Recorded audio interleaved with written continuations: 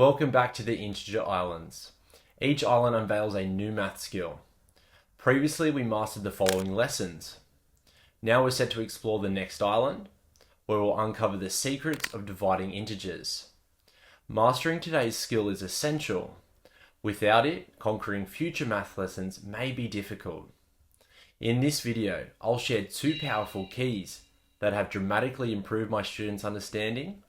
Stay with me to learn what these techniques are and how they can benefit you. Let's dive in.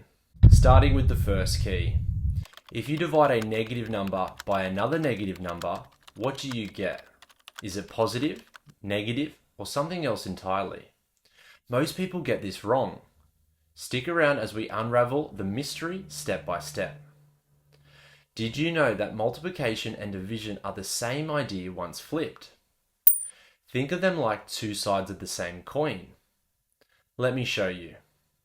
If we started at 6, then we multiplied by 2, this equals 12. Then if we divide by 2, this gets us back to the start 6. If we did this again with different numbers, again we'll get the same result. When you multiply by a number, then divide by the same number, it will bring you back to the start.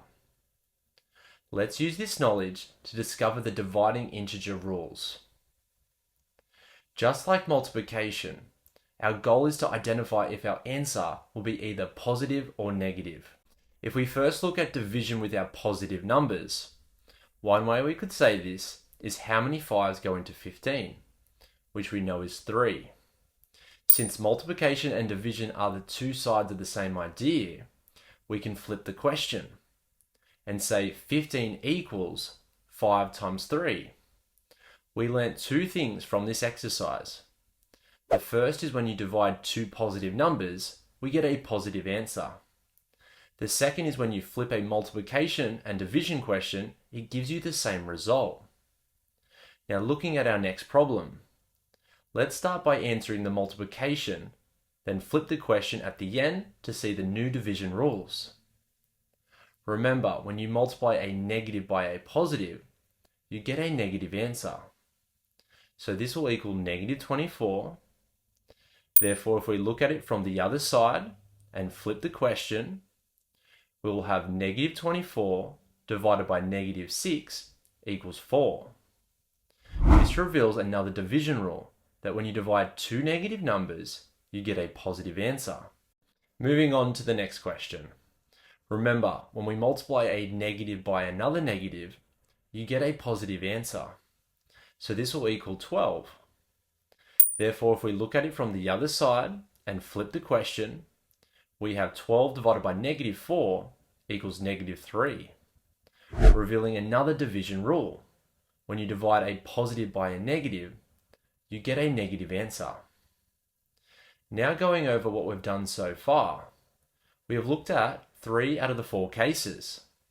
What is the other case, and what will you predict will happen? Looking at our new question, again, remember when we multiply a positive by a negative, you get a negative answer. So this will equal negative 14. Therefore, if we look at it from the other side and flip the question, we have negative 14 divided by 7 equals negative 2. Finishing off our last case. Here are the division rules. Now this looks familiar. This is exactly the same as our multiplication rules. That is because multiplication and division are two sides of the same idea. Now the second key. Here we'll turn maths practice into a fun, interactive game that sharpens your skills and boosts your confidence. Let's learn how to divide integers. We are playing Math Bingo. Start by drawing a 3x3 grid. If you've never played before, the goal is to get a complete row, column, or diagonal before the other person. Now fill out your grid with the following options. Here is my grid. Make your grid with different options and see if you can beat me. Here is our first question. Since we are dividing a negative by a negative, we'll get a positive answer. And 5 goes into 35 7 times. So if you have positive 7, you can cross it off. Next, since we're dividing a negative by a positive, we'll get a negative answer. And 3 goes into 18 6 times.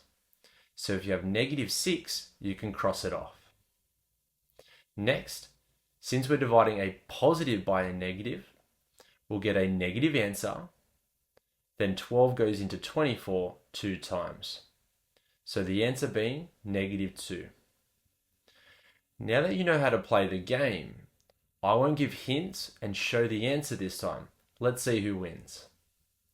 The next question, if you have the answer, cross it off. The next question, this is positive 9, and bingo. You now know all the key information on this concept. However, can you solve all exam style questions? Watch this next video to master questions easily.